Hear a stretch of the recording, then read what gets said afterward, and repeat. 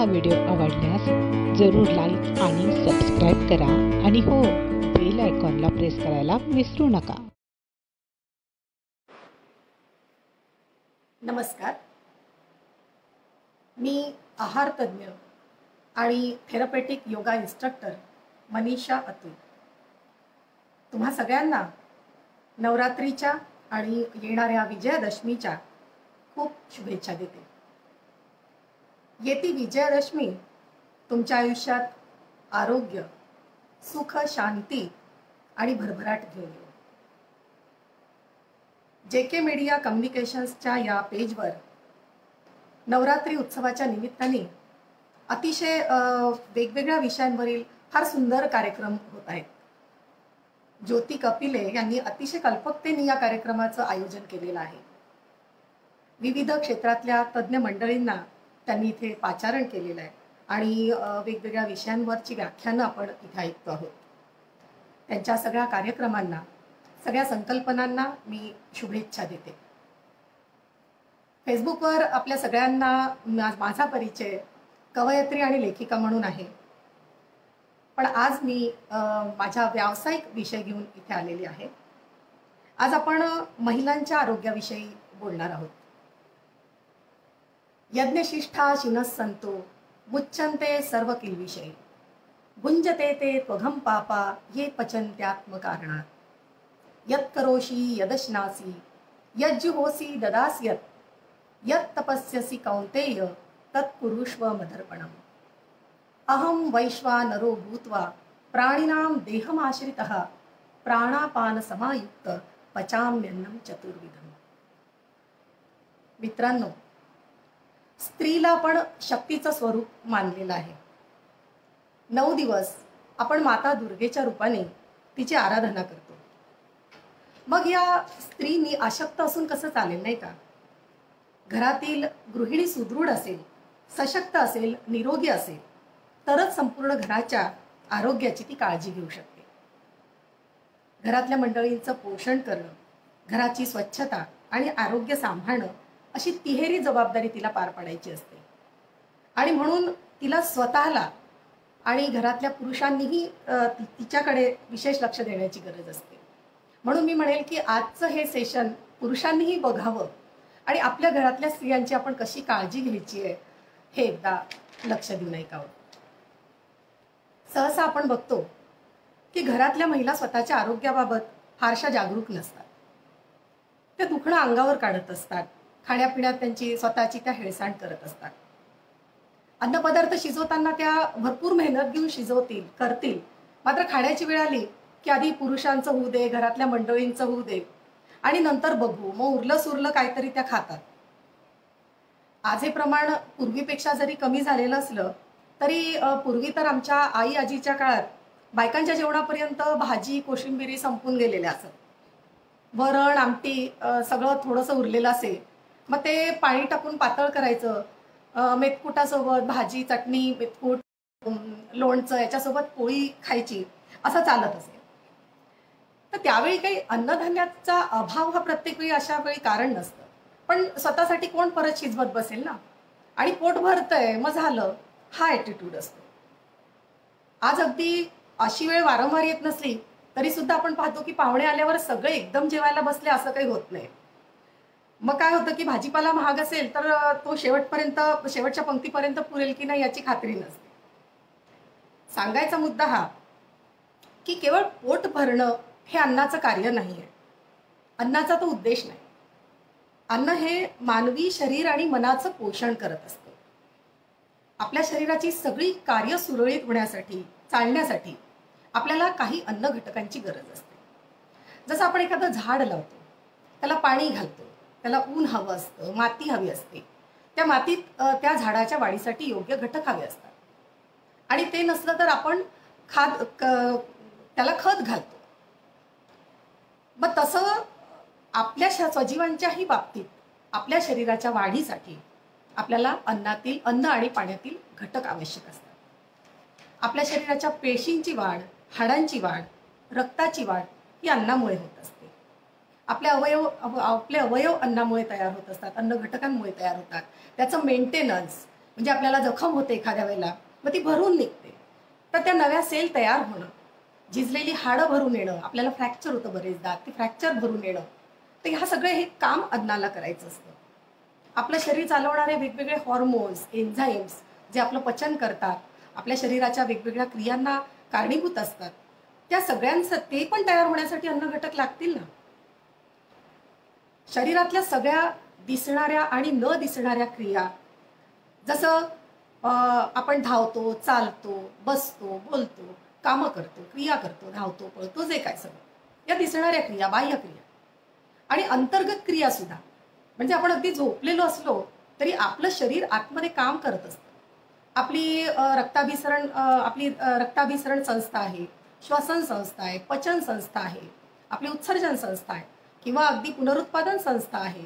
तर हे सगळे ऑर्गन्स काम करत असतात आतमध्ये, मेंदू काम करत असतो आणि ह्या सगळ्या गोष्टींसाठी आपल्याला अन्न घटकांची गरज असते. आपल्या शारीरिक आणि मानसिक दोन्ही आरोग्यांसाठी आपल्याला अन्न हवं असतं आणि याच्या कमतरतेमुळे वेगवेगळे रोग मग व्हायला लागतात. आपण आजकाल मानसिक आरोग्याच्या बाबतीत बरंच संशोधन होतंय की आयोडीनच्या कमतरतेमुळे, जसं थायरॉक्सिनची कमतरता झाली तर त्यांच्या वागण्या बोलण्यावर परिणाम होतो. जीवनसत्व ब मुळे नर्वस सिस्टीमवर परिणाम होतो. अगदी सोडियम पोटॅशियम लेव्हल कमी झाली तरी सुद्धा आपल्या वर्तनात परिणाम होत असतो. म्हणजे आपलं मानसिक आरोग्य सुद्धा आपण काय अन्न खातो, कुठलं अन्न खातो यावर अवलंबून असतं. मग आता हे एवढे महत्वाचे घटक जे आपल्या सगळ्या गोष्टींवर परिणाम करीत असतात, ते घटक कोणते? आपल्याला सगळ्यांना त्याची नावं माहिती आहे. आपण नेहमी ऐकतो की प्रोटीन, कार्बोहायड्रेट, फॅट, हे 2-3 नावं आपल्याला माहिती आहेत आणि आजकाल आपण व्हिटॅमिन सी, आयर्न, झिंक याच्याबद्दल बोलतो. तर हे सगळे की प्रथिनं म्हणजे प्रोटीन्स, कार्बोदकं म्हणजे कार्बोहायड्रेट, फॅट म्हणजे स्निग्ध पदार्थ, जीवनसत्व ती वेगवेगळी प्रकारची असतात, अ, ब, क, ड आणि ई आणि के. शिवाय बी कॉम्प्लेक्स, ते बी कॉम्प्लेक्स 12 तऱ्हेचे ब जीवनसत्व. नंतर वेगवेगळे मिनरल्स म्हणजे खनिज पदार्थ, ते खनिज पदार्थातले भरपूर खनिज पदार्थ आपल्याला लागतात. पण त्यातलं महत्त्वाचं जे म्हणजे लोह, iodine, calcium, phosphorus, zinc, manganese या गोष्टी आपण ऐकतो आणि आपल्याला माहिती आहे. तर ह्या सगळ्यांची अगदी सगळी खनिज पदार्थ खूप प्रमाणात आपल्याला नको आहेत. काही काही इतकी कमी हवी असतात की त्याला आपण ट्रेस एलिमेंट म्हणतो, पण ती हवी असतात, त्यांचं आवश्यकता आहे आपल्या शरीराकरता. मग हे घटक आपल्याला कुठून मिळतील? तर एकाच अन्नपदार्थातून मिळतील का? नाही मिळणार. मग इतके सगळे अन्न घटक मिळवण्यासाठी आपल्याला वेगवेगळ्या अन्नपदार्थांना ग्रहण करावं लागेल. आपल्याला मिश्र आहार घ्यावा लागेल आणि तो घ्यावा म्हणूनच निसर्गाने आपल्याला जीभ दिलेली आहे, वेगवेगळ्या चवी दिलेल्या आहेत. नाहीतर मग आपण एकच काहीतरी शिजवलं असतं आणि खाल्लं असतं. म्हणजे म्हणून आपल्याला मिश्र स्वरूपात खायचं आहे, जसं डाळ, तांदूळ. कुठलंही आता प्रथिनं जरी हवी असतील तरी ती ज्या अमायनो ॲसिड्स पासून बनतात ते एकाच याच्यात नसतं. काही डाळीत असतं, काही एकदल धान्यात असतं, जसं तांदूळ, गहू यात असतं. मग आपण मिश्र करतो, जसं खिचडी बनवतो किंवा वरण पोळी खातो किंवा वरण भात खातो, तर या सगळ्यात आपल्याला ती संपूर्ण प्रथिनं मिळतात आणि काही अमायनो ॲसिड शरीर त्यापासून तयार करून घेतं. तर त्यामुळे आपल्याला जसं दुधाचे पदार्थ, तेल, बिया, मांस, मासे, अंडी, तर ह्या सगळ्यांचं मिश्रण आपल्या आहारात हवं असतं. स्त्रियांच्या आहाराबद्दल जर आपण बघितलं तर आपल्या लक्षात येईल की त्यांना सगळ्यात जास्त आहाराच्या बाबतीत सजग राहण्याची गरज आहे. कारण काय की निसर्गाने स्त्रीवर निर्मितीची आणि पोषणाची महत्त्वाची जबाबदारी टाकलेली आहे.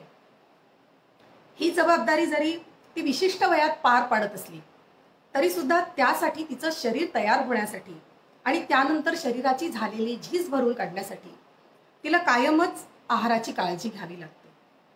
जे लहान मुली असतात त्या मुलींची वाढ होत असताना त्यांचे वेगळे वेगळे ऑर्गन्स तयार होत असतात, रिप्रोडक्टिव्ह ऑर्गन्स तयार होत असतात मुलीचे. ती वयात येते, मग तिला पाळी सुरू होते, त्यात रक्तस्राव होत असतो. ते रक्ताची पण कमतरता तिला होऊ नये म्हणून ते पण भरून निघालं पाहिजे. तिची जेव्हा संपूर्ण ती तरुण होते त्यावेळेला तिचा शरीराचा सांगाडा तयार झालेला असतो. तो जर कमजोर असेल तर पेल्विक कॅव्हिटी जर बरोबर तयार झाली नाही, पेल्विक बोन्स बरोबर तयार झाली नाही, तर बाळाच्या वाढीला पुरेशी जागा तिला गर्भाशयात मिळणार नाही किंवा बाळाचा जन्म होताना प्रॉब्लेम येईल. आणि ती जर अशक्त असेल, बाकी अन्न घटकांची कमतरता असेल, तर बाळाची पुरेशी वाढ होणार नाही. पहिले तर तिला गर्भपात होऊ शकतो. जर बाळ राहिलं तर ते कमी वजनाचं होऊ शकतं.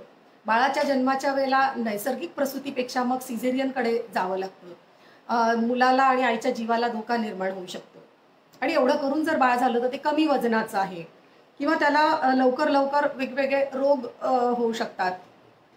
थोडक्यात म्हणजे काय, तर आईला एक सुदृढ मुलाला जन्म देण्यासाठी आईचं स्वतःचं शरीर सुदृढ असावं लागतं आणि तिची व्यवस्थित वाढ व्हावी लागते. नंतरही बाळंतपणानंतर दुग्धपान करण्याकरता तिला व्यवस्थित सगळे अन्नघटक मिळायला हवे, जेणेकरून त्या बाळाला दुधातून व्यवस्थित ती पोषण देऊ शकेल. थोडक्यात काय, तर कुठल्याही वयात आहाराची आबाळ करून स्त्रीला चालत नाही. नाहीतर मग नंतर काय होतं, मूल तर आईच्या शरीरातून अन्नघटक शोषून घेतं, पण मग आईच्या शरीरात कमतरता निर्माण होते. त्या आईच्या शरीरातून कॅल्शियम काढून घेईल, ते बाकी लोह घेईल आणि नंतर आईमध्ये ह्या कमतरता जर राहिल्या, बाळंतपणात पुरेशी काळजी नाही घेतली गेली, तर पुढे मग तिला सांधेदुखी, पाठदुखी, गुडघेदुखी आणि अशक्तपणा हे सगळं लागतं. मग आपण काय करतो, तिला मग तिच्या जॉईंट रिप्लेसमेंट करू, तिच्यावर हजारो रुपयांची औषधं देऊ, सप्लिमेंटरी औषधं देऊ. तर हे सगळं करण्यापेक्षा, हजारो लाखो रुपये नंतर खर्च करण्यापेक्षा आणि एवढा त्रास सहन करण्यापेक्षा आपण आपल्या घरातल्या स्त्रियांची, मुलींची व्यवस्थित काळजी घेतली, खाण्यापिण्याकडे लक्ष दिलं, तर हे सगळं आपण अवॉइड करू शकतो. जवळपास आहाराकडे जर आपण व्यवस्थित आहार आणि व्यायाम ठेवला तर 80% रोग आपल्यापासून दूर राहतील. मला काही पुरुषांनी विचारलं जेव्हा ही पोस्ट टाकली होती आपण या कार्यक्रमाची, व्याख्यानाची, की पुरुषांसाठी तुम्ही काही आहार सजेस्ट नाही करत का? तर मी म्हणाले की बेसिक आहार सगळ्यांसाठी सारखाच आहे. आता ही जीवनसत्व आहेत ही सगळ्यांना हवी आहेत, सगळ्यांच्या शरीराच्या क्रिया सारख्याच आहेत. फक्त स्त्रियांना काय वेगळं द्यावं लागणार आहे किंवा का त्यांची काळजी विशेष घेतल्या गेली पाहिजे, कारण ते घेत नाहीत. म्हणजे घरातल्या पुरुषांची, मुलांची काळजी घेतल्या जाते. घरात काही केलं की आधी मुलांना खायला घातलं जातं, पुरुषांना खायला घातलं जातं. आणि जी सगळ्यात महत्त्वाचा घटक आहे, जी ही सगळी काळजी घेणार आहे आणि जी हे सगळं निर्माती आहे, तिच्याकडे दुर्लक्ष झालं तर हे सगळे दुवे कमजोर होतील. म्हणून स्त्री सशक्त असणं आवश्यक आहे. मग यासाठी आपण काय करायला हवं आता, तर खूप काही महागड्या गोष्टी किंवा खूप महागाचा आहार, मोठी खूप महागाची आणि दुर्मिळ अशी फळं आणण्याची गरज नाही आहे. आपल्याला ऋतुमानाप्रमाणे आहार घेता येतो. आजकाल काय होतं की वर्षभर सगळीकडे सगळं मिळतं म्हणून ऑनलाईन बघायचं आणि कुठली फळं, किवीज आहे, ब्रोकोली आहे, लिची, स्ट्रॉबेरी, सफरचंद, ही सगळी बोलवायची. तर हे असे वेगवेगळं सगळं काही खाल्ल्यानेच तुम्हाला आरोग्य लाभ होतो असं काही नाही आहे. तर निसर्गाने आपल्यासाठी सगळी सोय करून ठेवलेली आहे. सगळ्या ऋतुमानानुसार त्या प्रदेशात जी फळं किंवा भाज्या येतात ते सगळं आपल्याला त्या ऋतूत आवश्यक असतं आणि ते आपल्याला खायचं आहे. म्हणजे आपल्याला ऋतूंचं ऐकायला शिकायचं आहे. निसर्गाच्या सोबतीनेच आपण दीर्घकाळ निरोगी राहू शकतो. आपल्या इथे जे पिकतं ते भरपूर आहे. जसं उन्हाळ्यात आपल्याकडे रसदार फळं येतात, टरबूज, खरबूज, द्राक्ष, आंबे. म्हणजे उन्हाळ्यात आपल्या शरीराला रसदार फळांची गरज असते. शरीरातून घामामुळे क्षाराचं उत्सर्जन होत असतं, पाणी कमी होत असतं. मग अशा वेळेला ही फळं आपल्याला ताकद देत असतात. म्हणून ती फळं त्यावेळेला जास्त खायची. ते सरबत आपण करत असतो, ती सगळं त्यावेळेला आपल्याला खायचं असतं. हिवाळ्यात थोडी ऊर्जा जास्त लागत असते आपल्याला, त्यामुळे आपण तिळाचे, गुळाचे लाडू खातो किंवा मेथीचे लाडू, वेगवेगळे लाडू आपण करतो. त्यावेळात काळातच आपल्याला जीवनसत्व क असलेली भरपूर फळं येतात. पेरू, संत्री, लिंब, बोरं, सीताफळं. आपल्याला माहिती आहे की बहुतेक व्हायरल इन्फेक्शन या काळात होतात आणि ह्या वेळेला आपल्याला व्हिटॅमिन सीची गरज असते. आता आपण सगळे आवळे खातो आहे, लिंब खातो आहे. तर हे निसर्गाने आपल्यासाठी आधीच त्याची सोय करून ठेवलेली आहे. तर हे ऋतुमानाप्रमाणे आपल्याला सगळं घ्यायचं आहे, त्याच्याकडे आपल्याला लक्ष द्यायचं आहे, त्याची हाक ऐकायची आहे. आता हिवाळ्यात गाजर, मटर, मुळा, ओली तूर आहे किंवा वाल येतो पालेभाज्या तर भरपूर असतात, त्या तर आपल्याला खायच्याच आहेत.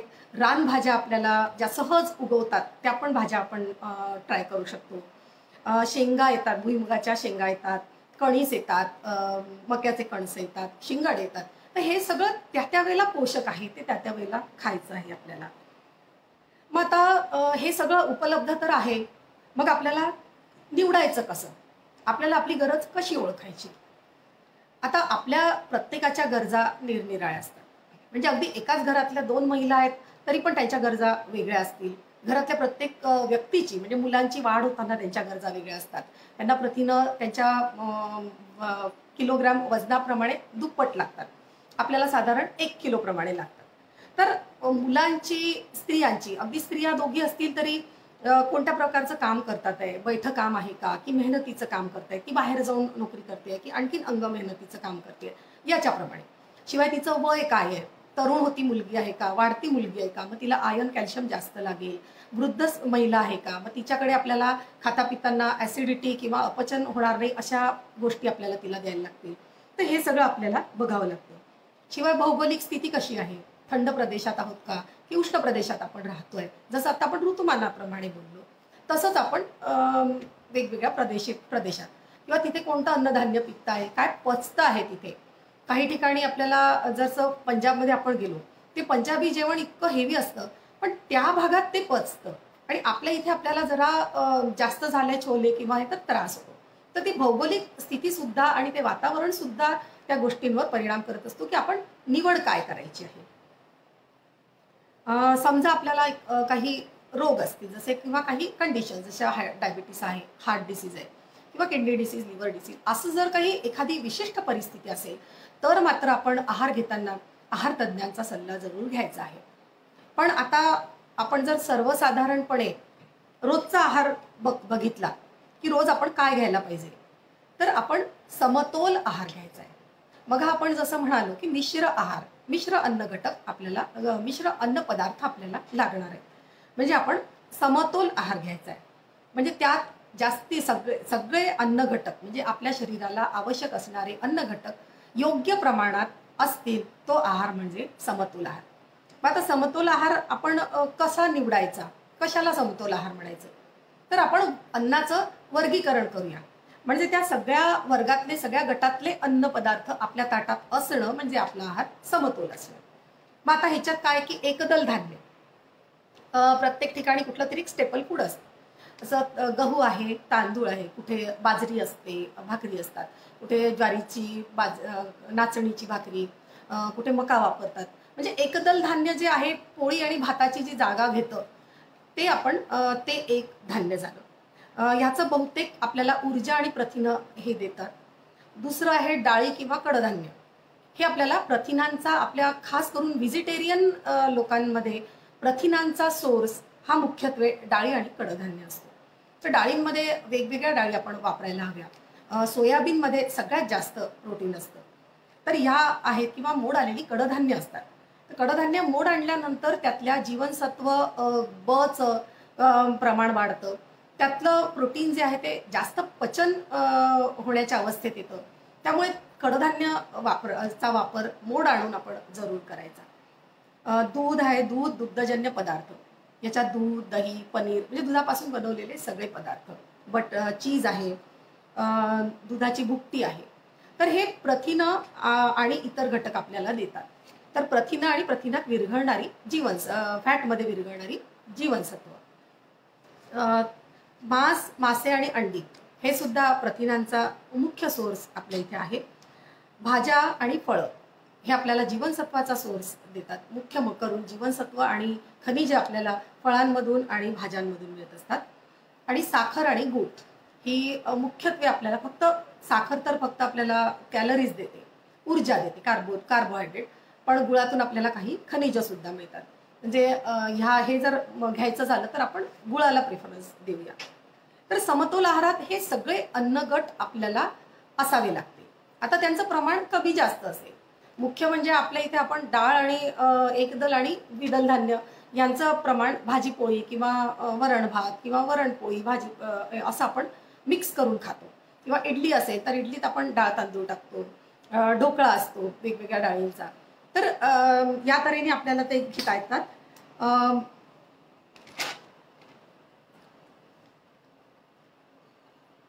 आपल्या जेवताना वरण, उसळी, छोले यापैकी आपल्या जेवणात असतं. तर आपण आपली थाळी आठवूया बॅलन्स डाएटसाठी, समतोल आहारासाठी.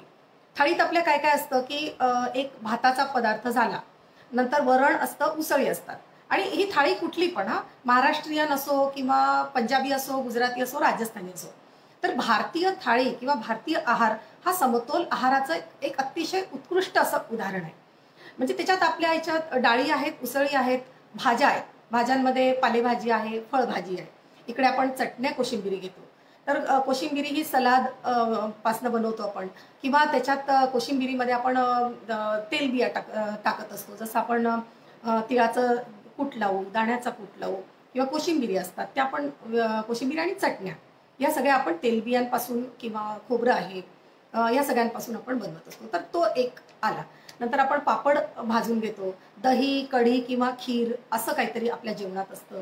तर हे सगळं मिळून लिंबू असतं एक ठेवलेलं, म्हणजे त्याच्यावर घ्यायला.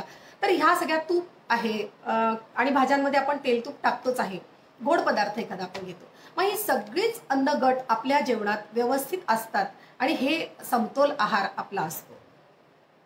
तर एक लक्षात ठेवायचं आहे की आपल्याला हा सगळा, आता तुम्ही म्हणाल की एवढा सगळा मिश्र आहार, म्हणजे एवढं सगळं जेवण आम्ही चारी ठाव स्वयंपाक पूर्ण 2-2 वेळेस करायचा का?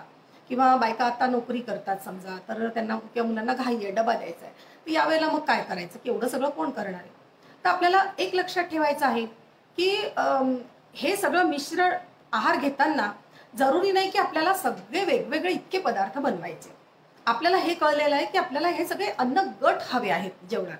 मग आता आपण एखादी डिश जर घाई बनवतोय, जसं आपण नाश्ता करतोय, तर नाश्ता करताना आपण पोहे बनवले, तर पोहे आपण कशापासून, आपण जो कोणता पदार्थ बनवतो तो कशापासून बनला हे बघा, त्याच्या मूळ सोर्सकडे जा. तर जसं आता पोहे बनवले म्हणजे आपण तांदळापासून बनवले. मग फक्त तांदूळच आपण घेणार आहे का? मग आपण पोहे बनवताना त्यात मुठभर शेंगदाणे टाकूया, किंवा भाज्या टाकूया, कुठल्या वाटाणा टाकू, आलू, बटाटा टाकू, त्याच्यावर खोबरं किसून टाकू, कोथिंबीर घालू, लिंबू पिळू, त्याच्यासोबत आपण दही देऊ खायला. किंवा उपमा करताना आपल्याला हे करता येईल की आपण त्याच्यात मुगाची डाळ घालतो आहे, वेगवेगळ्या भाज्या घालतो, गाजर घालतो, मटर घालतो. तर हे सगळं मिक्स करता येतं ना आपल्याला, आणि त्याच्यासोबत एखादी चटणी देता येते. ती जर डाळीची असेल, समजा पोहे आपण केलेले आहेत, त्याच्यासोबत आपण डाळीची चटणी देऊ शकतो. किंवा इडली सांबार करताना बघा, त्याच्यासोबत पण चटण्या असतात वेगवेगळ्या, तशी एखादी चटणी आपल्याला देता येईल. मग अशा तऱ्हेने आपण एकच डिश जरी बनवली तरी आपण त्याच्यात आहार वेगवेगळे अन्न गट घालू शकतो.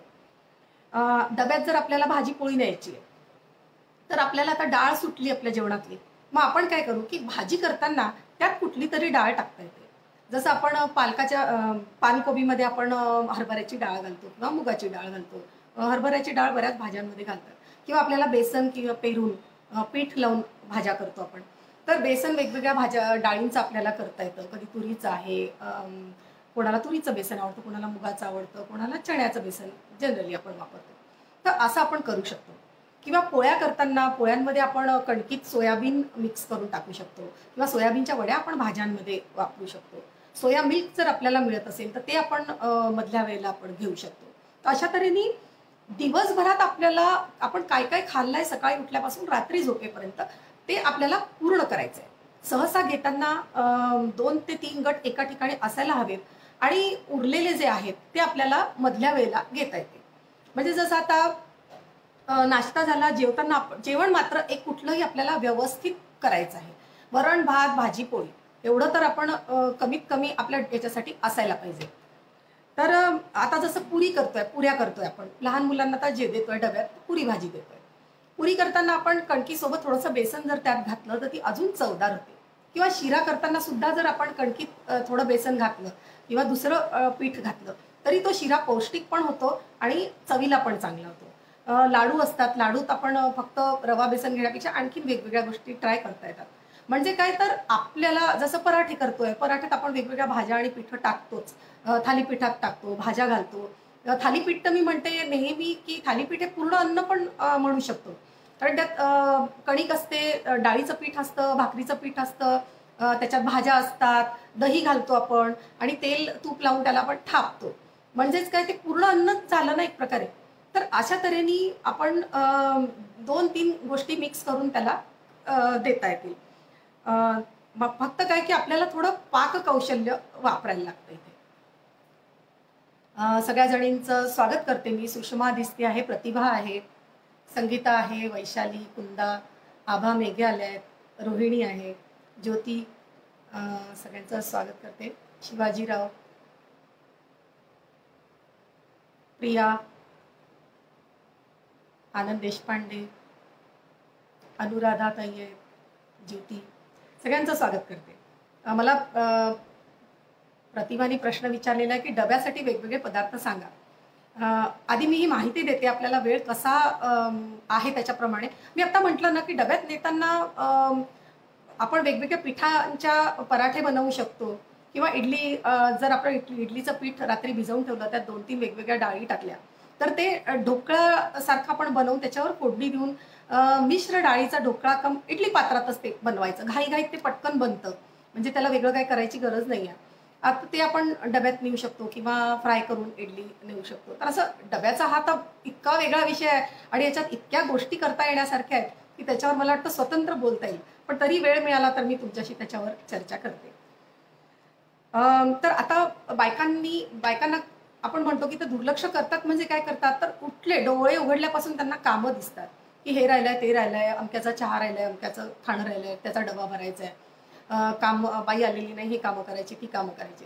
पण या सगळ्या गडबडीत सगळ्यात पहिले व्यवस्थित उठल्यावर तुम्ही तुमचा सुद्धा नाश्ता करायचा आहे.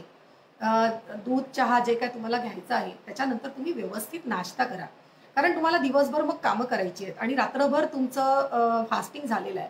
तर तुमच्या शरीराची पहिले तुम्ही व्यवस्थित नाश्ता करून आपली ऊर्जा कायम ठेवा. नाश्त्यात काय करतो आपण की चहा बिस्किटं खातो, चहा ब्रेड खातो, चहा पोळी, कोणी नुसता उपमा खातोय, पोहे खातोय. तर हे काय, तर बिस्किटं, ब्रेड किंवा हे तर आपण फक्त गहू या सोर्सकडे जातोय, उपमा खातोय. तसं घाईघाईत एकच काहीतरी पोटात ढकलू नका. नाश्त्यात व्यवस्थित आपल्याला करता आला पाहिजे. मग त्यासाठी जसं मोड आलेली कडधान्य आपण भिजत घालून ठेवून दिली आहेत, तर ती थोडीशी आपल्याला घेता येतील. 2-3 चमचे ती घेतली, तेलमीठ तिखट त्याच्यावर टाकलेलं आहे, कांदा, टमाटो, कोथिंबीर चिरून टाकली, थोडं दही घातलं, तर ते सुद्धा आपल्याला ब्रेड सोबत सुद्धा घेतलं, ब्रेड चीज हे लावून जरी घेतलं, ऑमलेट बनवता येते असेल, ऑमलेट ब्रेड आणि हे सगळं, तर आपल्याला नाश्ता आपला परिपूर्ण होतो. त्यासाठी खूप वेळ दिला पाहिजे आणि खूप पदार्थ केले पाहिजे असं नाही, तर फक्त विविधता आपल्याला कशी आणता येईल हे पाहिजे. दुपारच्या वेळेला आता जेवण आपलं व्यवस्थित, मग सांगितलं मी तसं, समतोल आहार झाला. मग दुपारच्या वेळेला आपल्याला फळांची, आपली फळं जर राहिली आहेत खाण्यात, तर आपण दुपारच्या वेळेला फळ खाऊ शकतो, किंवा फ्रूट सलाड आहे, फळांचा रस आहे, हे सगळं आपल्याला खाता येतं. नाहीतर मग खूपदा काय करतो की जसं मुली असतील, मुली म्हणा, मुलं म्हणा घरातली, मी काही तसं मुलं, स्त्री, पुरुष असं डिफरन्शिएट करत नाही आहाराच्या बाबतीत. मी सांगितलेली माहिती सगळ्यांनाच उपयोगाची आहे, कारण बाई करेल तर ती सगळ्यांसाठी करते आहे. तर मुलांना दुपारी खायला लागतं, मग त्यावेळेला वेगवेगळ्या, म्हणजे आपण चॉकलेट किंवा बाहेरचं काही त्यांना देण्यापेक्षा, फास्ट फूड देण्यापेक्षा, आपण जर वेगवेगळे लाडू करून ठेवले, तर ती मिश्र डाळींचे, मिश्र कणकीचे किंवा पिठाचे ते उपयोगात येतात. त्याच्यात आपण जर मुलांना ड्रायफ्रूट्स आवडत नाही, ते काढून टाकतात, त्याचं पावडर करून ती टाकली, खोबऱ्याची पावडर आहे, ड्रायफ्रूटची पावडर आहे, शेंगदाण्याची पावडर आहे, हे सगळं मिक्स करून छान भाजून त्याचे जर वेगवेगळे लाडू केले किंवा चिक्की केली, गूळ दाणे आहे, गूळ किंवा तीळ गूळ आहे, किंवा गुळ आणि राजगिरा आहे, तर या अशा वेगवेगळ्या प्रकारच्या चिक्की, हे अतिशय पौष्टिक असं तोंडात टाकायच्या गोष्टी आहेत, खास करून मुलांसाठी ज्यांना जास्त कॅलरीजची गरज आहे. फळं आपल्याला मुलांना सगळीच देता येतात, केळी देता येतात आणि सगळं, म्हणजे त्याच्यात आपण मुलांच्या साठी रेस्ट्रिक्शन काही नाही, त्यांना भरपूर खाऊ द्यायचं आहे आपल्याला. आपल्यासाठी पण आपण फक्त फळांमध्ये आपण अगदी जास्त कॅलरीज देणारी केळी किंवा आपण भाज्यांमध्ये जसं बटाटा, ह्या गोष्टी थोड्या अवॉइड केल्या तरी चालतील. तर आपल्याला काय की फक्त काही टिप्स लक्षात ठेवायच्या आहेत. हां, आणि मुलांसाठी अजून एक सांगायचं आहे, की दुपारच्या वेळेला खाण्यासाठी डब्यात आपण फुटाणे, मुरमुरे, डाळवं, खोबऱ्याचे तुकडे, गुळाचे तुकडे असं जर घालून ठेवलं तर मुलांना येता जाता ते तोंडात टाकता येतं आणि ते अतिशय पौष्टिक आहे. म्हणजे खूप बरेचदा म्हणजे मालन्यूट्रिशनचा जेव्हा प्रॉब्लेम होता त्यावेळेला बऱ्याच संशोधकांनी सांगितलं, की जसं सुकडी बनवून दिल्या जाते, तर तसंच हे पण एक सांगितलं, की घरात हा एक डबा अगदी टेबलवर मुलांना दिसेल असा ठेवा. भलेही त्यांना ते आवडत नाही खूप. जसं आमच्या वेळेला आम्ही खेळायच्या वेळेला दुपारच्या वेळेला खाऊ मागायचो आईला, तर आई वाटीत शेंगदाणे द्यायची किंवा मुरमुरे द्यायची, डाळ्या द्यायची, गूळ द्यायची. तर हे सगळं पोटात जायचं. तर आता मुलांना फारसं ते आवडत नसतं तरी समोर ठेवलं तर ते तोंडात टाकलं जातं आणि एकदा खायला लागलं की त्याची गोडी पण लागते. तर वेगवेगळ्या आपल्याला लाह्या बनवता येतात. साळीच्या लाह्या आहे, मक्याच्या लाह्या आहेत.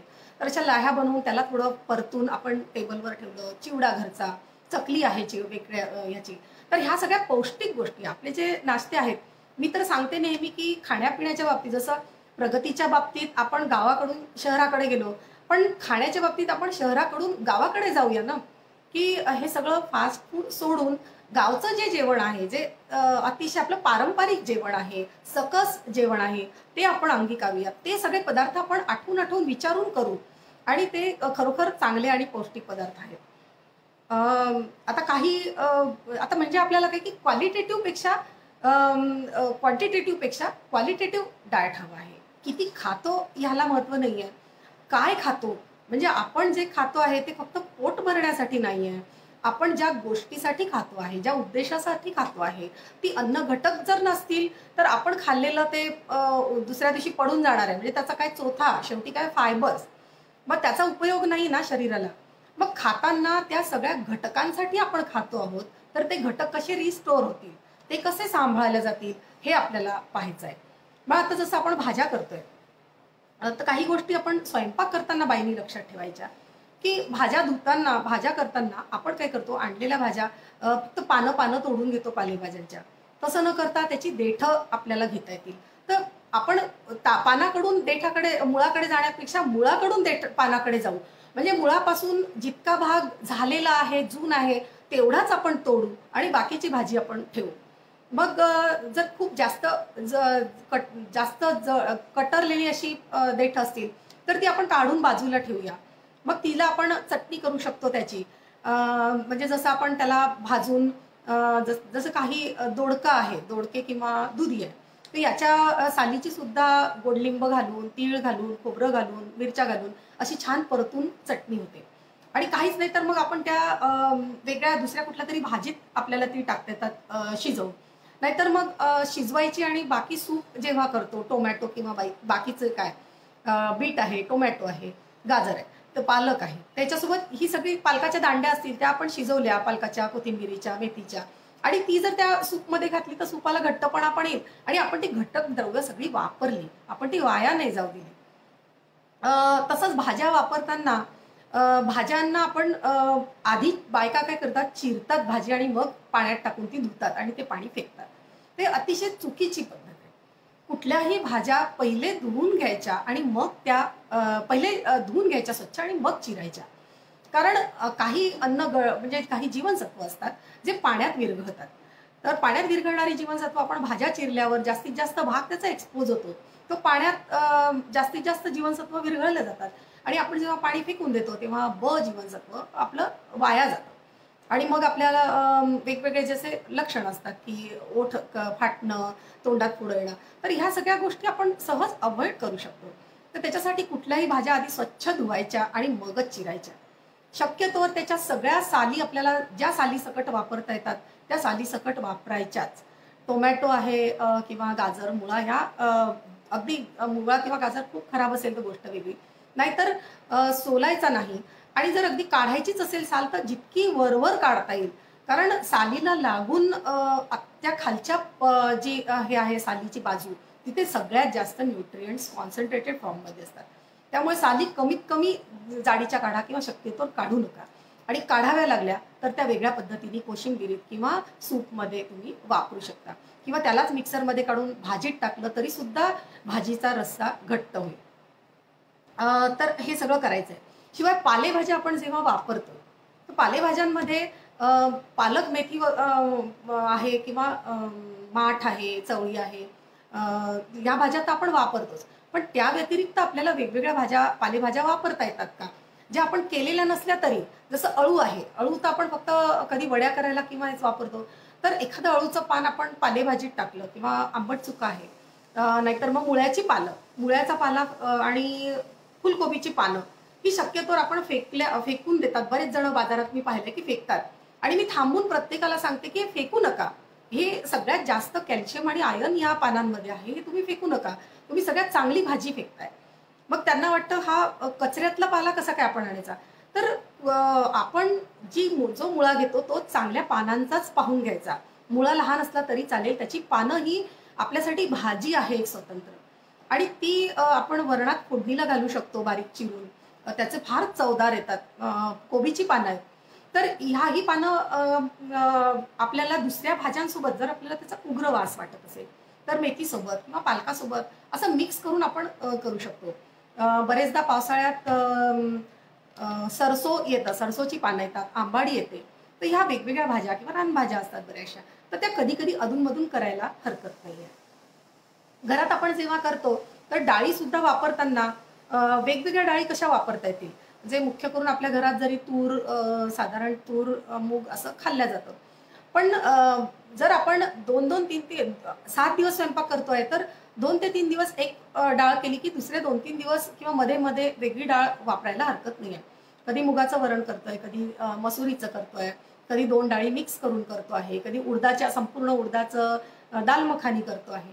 तर अशा तऱ्हेने आपण मिक्स करू शकतो. चण्या डाळीचं वरण करता येतं किंवा 2-3 डाळी मिक्स करून. आपण जर आठवड्याचा टाइम टेबलच आखला, बाजारात भाजी आणायला गेल्यावर आपण सकाळ संध्याकाळच्या वेगवेगळ्या भाज्या, तर एकच भाजी भरपूर आणून जर समजा मी 1 किलो भाजी आणली तर अर्धा किलो सकाळी आणि अर्धा किलो संध्याकाळी किंवा हे केली, घरात माझ्या 4-5 जण असते. तर असं करण्यापेक्षा जर मी अर्धा किलोच्या 2 भाज्या आणल्या आणि 2 भाज्या मिक्स करून करते आहे तर मला जास्त फायदा होईल. मग मी शेंगा आणल्या तर शेंगासोबत दुसरं काही मिक्स करता येतंय का, कोबीसोबत दुसरं काही मिक्स करता येतंय का, असं करून आपण जास्तीत जास्त अन्न घटक मिळवू शकतो. म्हणजे काय, तर आता अन्नपदार्थांची विविधता आपल्याला साधायची आहे. स्त्रियांकरता सगळेच अन्न घटक महत्वाचे आहेत, पण मुख्य करून कॅल्शियम, मी मगाशी सांगितलं की हाडांची झीज त्यांची फार जास्त होते. कॅल्शियम आहे, कॅल्शियम, लोह आणि प्रथिनं, जीवनसत्व ब, हे सगळं असल्यावर रक्ताल्पता त्यांना होणार नाही. आणि कसं असतं की आता जसं वय वाढत जातं तर शरीरात बरेचसे बदल होत जातात. त्यामुळे त्यांच्या शरीराच्या गरजा पण वेगवेगळ्या होत जातात. तर त्यासाठी ॲब्सॉर्प्शन कमी होतं. आपण जरी जेवणात कॅल्शियम असलं तरी सुद्धा त्याचं आपल्या आतड्यांमधून पोषक द्रव्यांचं ॲब्सॉर्प्शन ते अफेक्ट होतं. त्यामुळे जेवढं अन्नात आहे तेवढंच आपल्या शरीराला मिळेल याची खात्री नसते. त्यामुळे अन्नात पण काही आपल्याला सप्लिमेंटरी द्याव्या लागतात, काही गोळ्या घ्याव्या लागतात जीवनसत्वांच्या. पण त्या गोळ्या जर डॉक्टरने सांगितल्या तर आपण काय करतो, जाऊ दे मी आता आयर्नची गोळी घेते, मला कशाला बाकी आहाराकडे लक्ष द्यायचंय. असं नसतं. तुमच्या आहारातला घटक तर तुम्हाला हवेच आहेत, ते कमी पडतात म्हणून आपण वरून सप्लिमेंटरी गोळ्या देतो आहे. तर त्या टॅबलेट्समधलं आपण धरायचं नाही आपल्या आहाराच्या ह्याच्यात, ते आपल्याला जास्तीच्या आपल्याला दिल्या गेलेल्या आहेत. आपल्या दाराशी गोडलिंब असतो, शेवगा असतो. तर गोडलिंब कधी कधीच कढीला वापरण्यापेक्षा जास्तीत जास्त कसा वापरता येईल, वरणात वापरता येईल, त्याच्या चटणी करता येते. भरपूर गोडलिंब, तीळ आणि खोबरं घालून त्याची जर छान परतली कुरकुरीत चटणी होते, तर ती पण अर्धी वाटी सुद्धा आपण खाऊ शकतो. तर आणि ह्या ज्या भाज्यांमधल्या स्वयंपाकातल्या गोडलिंबाची पानं किंवा कोथिंबिरीची पानं अशी बाजूला काढायची जी सवय आहे, मिरच्या बाजूला काढायची सवय आहे, ती सवय आपण सोडायची आहे. जे ताटात वाढलं गेलं आहे ते सगळं खायचं आहे, नीट चावून खायचं आहे, कारण व्यवस्थित शिजल्यावर ते खाता येत असतं. पिवळ्या नारंगी रंगाची जी फळं असतात त्याच्यात जीवनसत्व अ म्हणजे कॅरोटीन असतं, जे आपल्या शरीरात जीवनसत्व अ ची निर्मिती करतं, जे आपल्या डोळ्यांसाठी, त्वचेसाठी आवश्यक असतं. तर ते त्या रंगाची फळं किंवा आंबट फळांमध्ये जीवनसत्व क असतं. किंवा आता आपण व्हिटॅमिन सी साठी खातोय ना, लिंबू खातोय, आवळा खातोय, बोरं, चिंचा, हे सगळं आहे. मशरूम हा एक लोहा आणि प्रथिनांचा चांगला सोर्स आहे, तो आपल्याला आहारात ठेवायचा आहे. पुष्कळदा आपल्याला काही सवयी अशा लावायची की आपल्यासाठी जर आपण पार्लरमध्ये जातो, खर्च करतो, तर आपल्याला आपल्या त्वचेचा ग्लो हवा आहे, चांगले तजेलदार डोळे हवे आहेत, चांगले घट्ट ते केस हवे आहेत. यासाठी हे उपाय करण्यापेक्षा जर सांगितलं की तुम्ही ड्रायफ्रुट्स खा, तर म्हणतात एवढी महागाची आम्ही नाही खाऊ शकत. पण आपण एक चॉकलेटचा बार आणायला गेलो, तो बार सुद्धा 50 रुपयाचा येतो. मग आपण अशी चॉकलेटवर किंवा अशा गोळ्या आपण पार्लरमध्ये जातो, 500 ते 1000 रुपये निदान हेअरकट किंवा बाकी सगळ्या गोष्टींमध्ये जातात. तर त्यापेक्षा जर तुम्ही ड्रायफ्रुट्स आणले आणि खूप लागत नाहीत, जसे थोडी थोडी आणली पावभर आणि ती बरणीत भरून मिक्स करून ठेवली, काजू, बदाम, नंतर किसमिस, अक्रोड जास्त चांगला आहे, omega-3 फॅटी ॲसिड आपल्याला हवं असतं ते, आणि ह्या सगळ्या गरजा कमी असतात, फार थोड्या गरजा हवं असतात, पण ते आवश्यक आहे. तर हे सगळं मिक्स केलं. जर्दाळू आहे, जे कोणती आपल्याकडे ड्रायफ्रूट जी स्वस्त मिळत आहेत, जी आहेत बाजारात, ती गोडंबी आहे, हे सगळं मिक्स करून ठेवलं आणि रोज फक्त सगळं मिळून 2-2 दाणे, सगळ्याचे 1-2 काजू, 1 बदाम, 2-3 किसमिस, एखादा अक्रोड, असं थोडंसं मुठभर जर आपण घेतलं आणि ते खाल्लं, तर ते आपल्या बाकी सगळ्या गरजा ते भरून काढतं. तर ही सवय लावायला काही हरकत नाही. पुष्कळदा तर आम्ही देवाजवळ नैवेद्य दाखवताना त्याचाच नैवेद्य दाखवतो, म्हणजे ते सगळं पोटात जातं. तर असं आपल्याला मॅनेजमेंट ही आहे की जसं आहार मॅनेजमेंट करताना स्त्रीला मनी मॅनेजमेंट पण करावी लागते आणि एनर्जी मॅनेजमेंट पण करावी लागते. तर आमच्या गृहशास्त्रात एकच गोष्टीचं मॅनेजमेंट शिकवलं जात नाही, त्या सगळ्या गोष्टी शिकवल्या जातात. कारण तुम्ही जर स्वयंपाक चांगला करायचा आहे म्हणतो, तर मग आपल्याला स्वयंपाक चांगला करताना बाकी पण बघायला लागेल ना, की त्या स्त्रीला तिची एनर्जी पण मॅनेज करायची आहे, तिचा टाइम मॅनेजमेंट करायचा आहे, तिला मनी मॅनेजमेंट करायचं आहे, कारण तेवढ्याच पैशात तिला करायचं आहे. तर महागाचं अन्न म्हणजे सकस अन्न हा खूप मोठा गैरसमज आहे. आपल्या घरात उपलब्ध असलेल्याच गोष्टींपासून आपण अतिशय चांगला सकस असं अन्न खाऊ शकतो. पुष्कळदा आहार तज्ज्ञाकडे जेव्हा मला वाटतं वेळ झाली आहे, पण थोडं आहाराच्या आता बायकांच्या प्रश्न जी मनात असतात त्यांच्या संदर्भात थोडंसं जाते. डाएट म्हटलं की वजन कमी करणं हाच एक कन्सेप्ट मुख्यत्वाने स्त्रियांच्या समोर असतो आणि बहुतेक वेळेला आमच्याकडे बायका वजन कमी करायचं आहे म्हणूनच येतात. तर आपलं शरीर मापात असणं हे इतकं महत्त्वाचं नाही आहे, जितकं ते सुदृढ असणं महत्त्वाचं आहे. हे मला पहिले स्त्रियांना सांगावंसं वाटतं की आपली प्रत्येकाची जी फिजिक आहे ती आपल्या हातात नसते.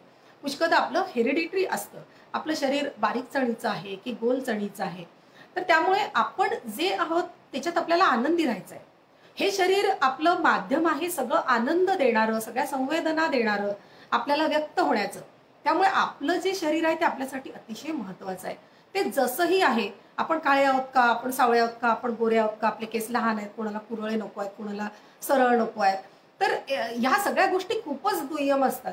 एक मूल जेव्हा होतं तेव्हा ते हेल्दी मूल कसं असेल हे पहिले डॉक्टरांचा आणि आईवडिलांचा कन्सर्न असायला पाहिजे. ती मुलगी आहे की मुलगा आहे, तो काळा आहे की गोरा आहे, तो ठेंगणा आहे की उंच आहे, ह्यापेक्षा जेव्हा एक एक अवयव बाजारात विकत मिळतो, जेव्हा किडनी खराब होतात, डोळे खराब होतात, तर आपल्याला आपण एकेका अवयवासाठी जेव्हा बाजारात फिरतो तेव्हा आपल्याला त्याची किंमत कळते. आणि म्हणून आपलं शरीर हे सुदृढ असणं किती महत्त्वाचं आहे. आपले सगळे एक एक अवयव किती लाख मोलाचे आहेत आणि ते आपल्याला जपायचे आहेत.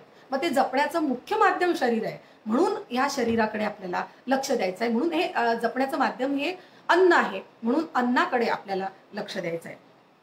त्यामुळे आता काही समस्या असतात. शरीराच्या वजन वाढ ही समस्या आहे. जेव्हा वजन वाढू नये यासाठी आपल्याला रेग्युलर आहार, म्हणजे आपण जो आहार म्हटला, जर आपण फास्ट फूड खात नाही आहोत, जास्त तळकट तुपकट खात नाही आहोत, जास्त गोड पदार्थ खात नाही आहोत, तर आपलं वजन वाढणार नाही.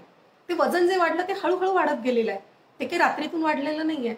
मग जसं हळूहळू वाढत गेलं, त्या सवयी जर आपण बदलल्या, ज्या चुकीच्या सवयींनी वजन वाढलं त्या सवयी जर आपण बदलल्या, तर हळूहळू करत ते कमी पण होणार आहे.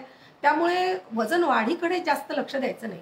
पण जर ती समस्या असेल, जसं वजन वाढलं तर मुलं होण्यासाठी म्हणजे इन्फर्टिलिटीचा प्रॉब्लेम येऊ शकतो किंवा डायबिटीस सारखे, हार्ट डिसीज सारखे रोग होऊ शकतात, तर मुळात वजन वाढणार नाही याची काळजी घ्यायची.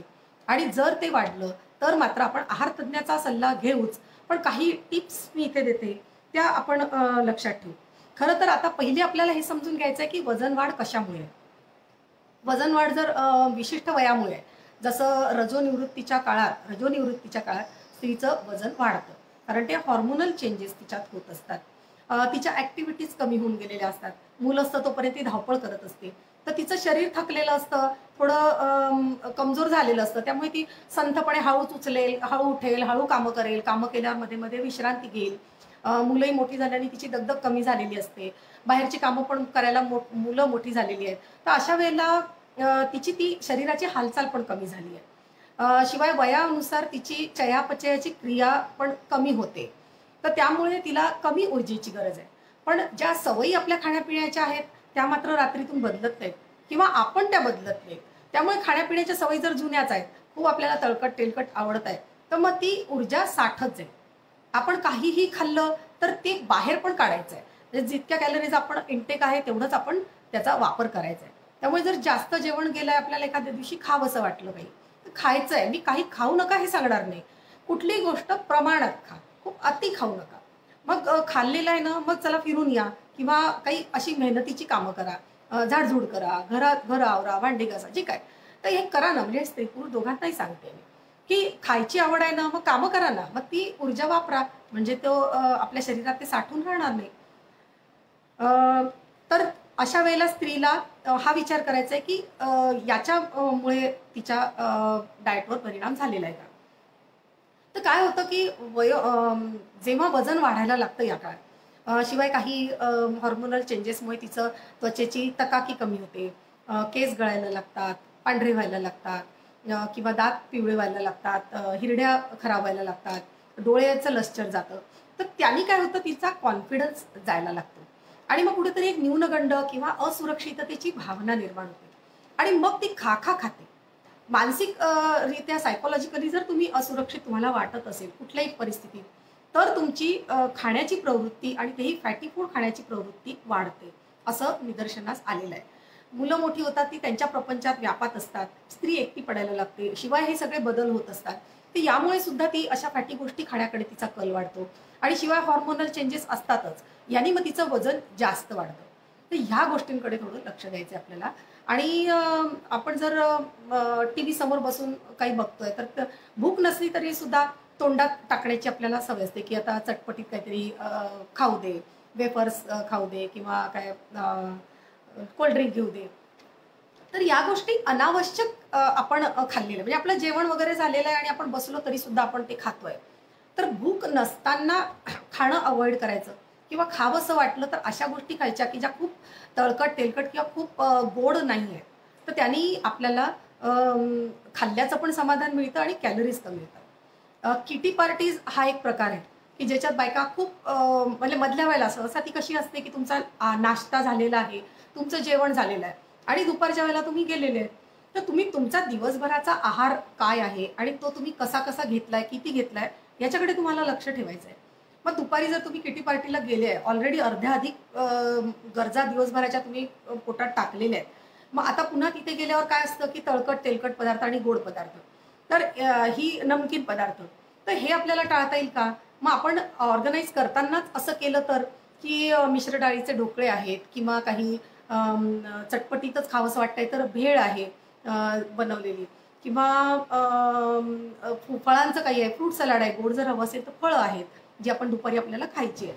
तर अशा तऱ्हेने आपण काही नियोजन सगळ्या मिळून केलं, या चर्चा जर आपण ही सतत करत राहिलो, तर असं काही ना काही आपल्याला ॲडजस्ट करायला पाहिजे. त्या सवयी कशा तुटतील, ती वेळ कशी टळेल हे बघायला हवं.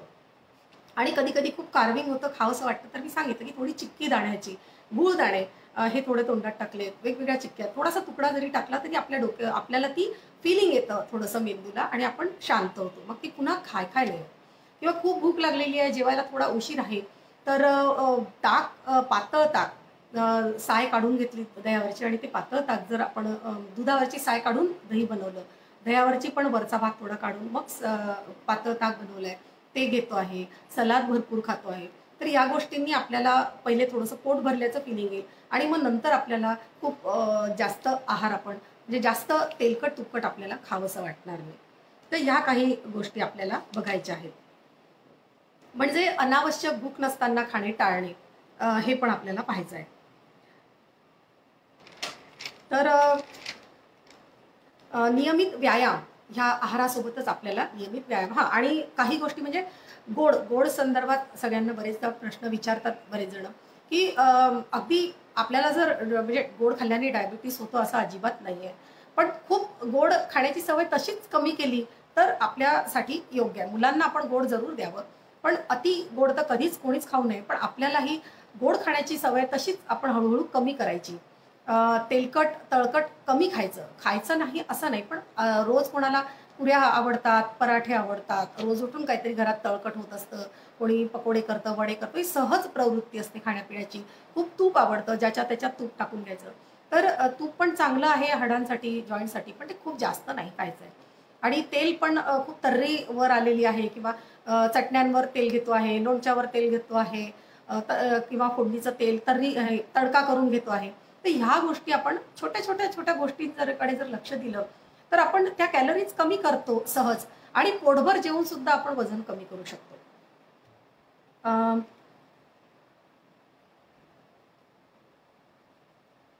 तर आता बहुतेक मला वाटतं मी हे सगळं सांगितलं. आता आणखीन एक शेवटी फक्त सांगेल व्यायामाच्या बाबतीत की जे काय अन्न आपण खाल्लेलं आहे ते पचवायचंही आहे. भाज्या आणि फळं खाताना आपण सांगितलं की पालेभाज्या किंवा सालीसकट भाज्या आणि फळं खायची आहेत. त्यांनी फायबर होतं, म्हणजे फायबर खूप मिळतं आपल्याला आणि कॉन्स्टिपेशन होत नाही. चयापचय क्रिया चांगली राहते. त्याशिवाय रोज फिरायला जायचं आहे किंवा नियमित व्यायाम करायचा आहे. तर व्यायाम आपल्याला जे आवडतात किंवा जमतात, झेपतात किंवा जे सहज उपलब्ध आहेत. कोणाला स्विमिंग करता येतं, स्विमिंगची सोय असेल ते करू शकतात, सायकलिंग करू शकता किंवा योगासनं करता येतील. योगासनं आणि फिरणं चालणं हे तर आपल्याच हातात आहे, ते केव्हाही करता येतं. एखादे गेम असतील, कोणाला फुटबॉल किंवा जे काय गेम तुम्ही खेळत असाल, बॅडमिंटन आहे, जे काय तुम्हाला आवडतात ते करा. पण नाहीतर घरातल्या घरात दोरीवरच्या उड्या आहेत. तर या सगळ्यापैकी आपल्याला जे झेपतील आपल्या शरीराला ती व्यायाम करायची आहे. पण फिरणं मात्र रोज 40 ते 50 मिनिट रोज किमान फिरायचंच आहे आपल्याला, वेळ काढायचा आहे. बायका शोध आम्हाला वेळ नाही म्हणतात किंवा खूप कामं आहेत म्हणून, पण आपण सहज खूप टाइमपास करत असतो, गप्पा करतो, फोनवर बोलतो. तर फोन आल्यावर एक दीड तास फोनवर बोलतो. तर एक ठरवून टाकायचं की फोन घेतला आणि आता समजा आईचा फोन आहे, मुलगी बोलत बसली आहे, तर किमान ती 20-25 मिनिटं बोलणारच आहे. तर अशा वेळेला फोन घ्यायचा आणि बाहेर पडायचं आणि फिरत फिरत बोलायचं. फोनवर बसून बोलायची सवय सोडून द्या. त्याने तर तुम्ही शुअरली रोड व्हाल, कारण तुम्ही इतकं जास्त सगळेजण फोनवर बोलत असतात की फोनवर मी बसून बोलणारच नाही, मी घरातही असेल तर फिरतच बोलेल, हा एकही संकल्प केला तरी तुम्हाला त्याचा फायदा होईल. तर हे सगळं तुम्हाला करायचं आहे. मग लोक विचारतात की दीक्षित डाएट करायचं की दिवेकर डाएट करायचं, दोनच वेळेस खायचं आहे का की सारखं सारखं खायचं आहे. तर मी म्हणेल, म्हणजे मी माझं मनीषाचं मनाज डाएट सांगते सगळ्यांना की कितीदा खायचं हे महत्त्वाचं नाही आहे. आपण आपल्या गरजेनुसार, आता मी सांगितलं की आपल्याला माहिती आहे की आपल्या या गरजा आहेत. सकाळी कमी झालं तर आपण दुपारी भरून काढतोय, संध्याकाळी भरून काढतोय. कोणाला लवकर हवं असतं, कोणाला जीव घाबरतो, मध्ये नाही खाल्लं तर त्याला होत नाही, कोणाला नाश्ता केल्याशिवाय होत नाही, कोणाला दुपारच्या वेळेला खायला लागतं. तर 3 ते 4 वेळेला म्हणजे सकाळी व्यवस्थित न्याहारी जी आपली पारंपरिक आहे, जुनं पण आम्ही तेच सगळ्यांना सांगतो की न्याहारी व्यवस्थित करा. उठल्यावर जेवण नीट चांगलं करा, दुपारी थोडंसं तोंडात टाका आणि रात्रीचं जेवण हलकं करा. तर या 4 वेळात आपल्याला खायचं आहे. दुपारचं आपण अवॉइड केलं तरी चालेल, मग त्यावेळेला फळ किंवा काही खायचं आहे. तर अशा तऱ्हेने सगळे अन्न घटक मिश्र आहार आपल्या ह्याच्यात कसा येईल हे आपल्याला बघायचं आहे. खूप खायचं नाही आहे, पण जे काही खाऊ ते सकस खायचं आहे आणि अन्न पदार्थ शिजवताना ही काळजी आपल्याला घ्यायची आहे. त्यामुळे सगळ्यांना निरामय आयुष्याकरता, दीर्घायुष्याकरता शुभेच्छा देते. विजयादशमीच्या पुन्हा एकदा शुभेच्छा देते. मला वाटतं काय प्रश्न कोणाचे आहेत का? काही प्रश्न तुम्ही आता विचारू शकता.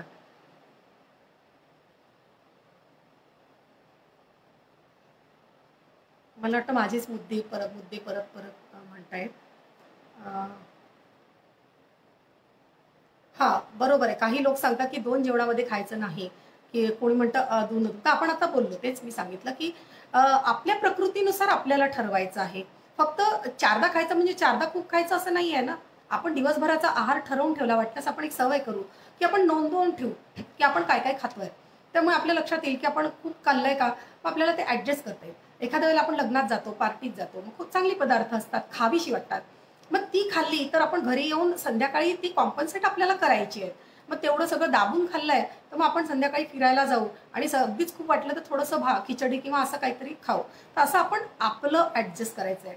एकाच वेळेला तुडुंब पोट भरून खाण्यापेक्षा आपण जे खातो ते 3 ते 4 भागात विभागून खा. सहसा डायबिटीसवाल्यांना सुद्धा हे सांगितलं जातं, कारण त्यांना इन्शुलिन आणि औषधं घ्यायची असतात.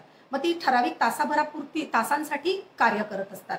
त्यामुळे त्यांना परत परत खायला लागतं. अशा वेळेला दीक्षित डाएट होणार नाही. आणि ज्यांना सवय आहे, पूर्वी जसं ऑफिसात जायची तर जेवण करून जायचे, त्यामुळे घरात सगळ्यांची जेवणं 10, 11, 10:30 पर्यंत होऊन जायचं. आईचं जेवण 11:30 पर्यंत व्हायचं. संध्याकाळी 7 वाजता मुख्य माणसाचं घरातलं जेवण झालं ऑफिसमधून आल्यावर की पंक्ती होऊन 9 पर्यंत आवराआवर व्हायची. तर अशा वेळेला 2च वेळेचं खाल्लं जायचं. मुलं मधल्या वेळेला डबा खायची.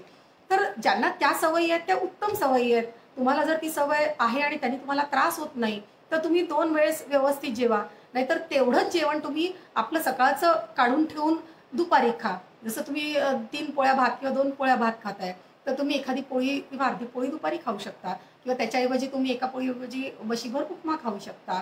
तर हे असं तुम्हाला ॲडजस्ट करायचं आहे. आता सविस्तर सगळंच जर मी मोजमाप इथे सांगितलं त्याला वेळ लागेल. असं जर कधी असेल, आपण मधून कधी वजनाच्या संदर्भात एखादं घेऊ शकतो सेशन किंवा काही वेगवेगळ्या रोगासंदर्भात, तर तुम्ही मला कधीही कॉन्टॅक्ट करू शकता. फेसबुकवर मी आहेच.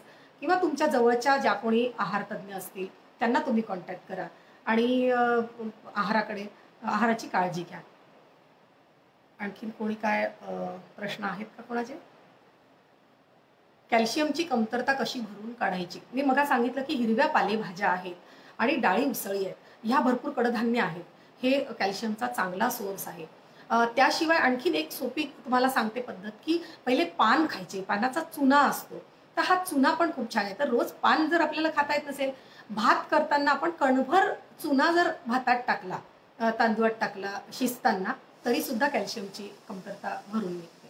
आणि जर आपलं वय 50च्या वर असेल किंवा रजोनिवृत्तीच्या जवळ असेल तर कॅल्शियमच्या सप्लिमेंट्स पण आपल्याला घ्यायच्या आहेत. दूध, दही, दुधाचे पदार्थ, पनीर हे कॅल्शियमचे चांगले सोर्स आहेत. पण आता दूध जर खूप घ्यायचं असलं तर दूध आपल्याला स्किम मिल्क घ्यावं लागेल किंवा टोन दूध, किंवा साधं दूध असेल तर दुधाची साय काढून टाकायची आणि ते दूध आपण त्याचं दही बनवून ते दूध वापरायचं. किंवा मुलींमध्ये जर आपल्याला कॅल्शियम जास्त द्यायचं आहे तर आपण कणकीत दुधाची बुट्टी वापरू शकतो. दुधाच्या बुट्टीचा पण आपण जास्त उपयोग करू. म्हणजे आपल्या ती दुधाच्या बुट्टीत तर फॅट नाहीच आहेत, पण प्रोटीन्स आहेत, कॅल्शियम आहेत. तर हे सगळं आपल्याला वापरता येतं. असं तऱ्हेने आपण कॅल्शियमची भरून काढू शकतो. आणि तुम्ही सगळे इथे आलात, तुमचे सगळ्यांचे आभार मानते. मला इथे आमंत्रित केलं त्याबद्दल JK मीडियाचे आणि ज्योती कपिले हिचे आभार मानते. धन्यवाद.